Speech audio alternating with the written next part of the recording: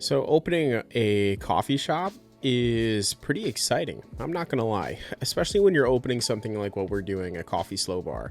That is until you run out of cash in the middle of your build out. And the thing that's supposed to save you, your tenant improvement credit, turns into kind of a trap. And that's kind of what happened to us. And I want to talk about it a little bit, but we hit a wall. So we burned through $40,000 of our own cash, right? But we still had, contractors waiting, invoices piling up, and really no way to finish unless we got some of the TI credits, the money that we had put in into the lease agreement, the money that was already in the lease, right, back to us. When we signed our lease, we negotiated a certain dollar amount for TI allowance. Something, landlords offer really to help cover the costs of turning a blank shell into real functioning space. It sounds great, right? But here's what most people don't really realize is those funds don't show up when you need them, right? Most leases, including ours, say you only get the money after the work is finished. So after final inspections, lien waivers, certificate of occupancy, basically after you've already fronted the money, right?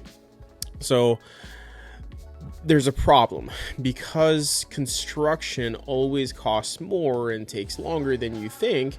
You can find yourselves in a mid-build-out kind of bind, right? Where cash and things start to dwindle a little bit and you really need part of that TI now to kind of help keep things going, right? So we asked for a partial reimbursement, right? Just a portion of our TI to kind of get through this stretch.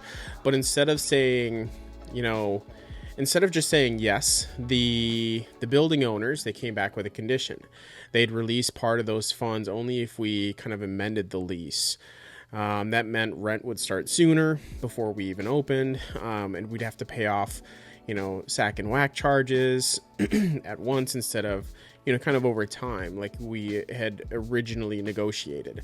So now think about that, right? You're already strapped for cash. And they're asking you to take on more financial pressure just to access money that's technically already yours. That's really kind of leverage for them, right? And there's nothing wrong with that, right? They can do whatever they want. It's their building at the end of the day. So I kind of look at it from both parts, right? This is where a lot of people kind of cave though, right? Because if you're a building owner and you're trying to get this coffee shop, if you're a coffee shop owner and you're trying to get your shop open, right? You're tired, you're stressed, you're desperate really to kind of keep this project moving. So changing the lease really feels like the price of survival. But for us, I understood things from a different perspective. I didn't cave in, right? We went back to them and we said, hey, we've already put in such and such dollar amount into this project. And if we stop now, nobody really wins, right? There's no rent, there's no open doors, there's no progress. And, it really feels like everybody's at a standstill. So we are going to give them everything that they need to feel confident in, in us, but in finishing this build out by way of just a small partial payout. So we'll provide the paid invoices, lien waivers, documentation, whatever it is. But at this point, we feel like amending the lease is just not in the books for us, period, whatsoever. We structured it in a way to kind of protect ourselves. We did that on purpose. We wanted to protect our cash flow while we kind of get this place up and running, right? Get it off the ground and really start off successful, start healthy, start successful. Those are kind of the things that we envisioned, right? So, and that's why we did that in the lease. And you know what? They agreed to it, right? There was no amendments. The partial TI funds were released. We're staying on track, and we didn't give up on the terms that protected us long term.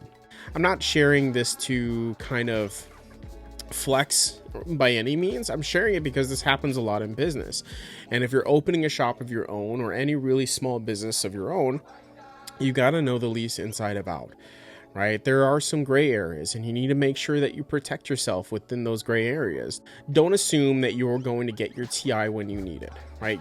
You have to plan for delays, and you want to be able to negotiate your payment structure up front if you can, right? Don't give up long-term protections just to save short-term problems. And when things get truly tight, which they will, don't be afraid to hold your ground respectfully, professionally, but firmly, right? Because once you're in that build out, you're already fighting battles you didn't see coming.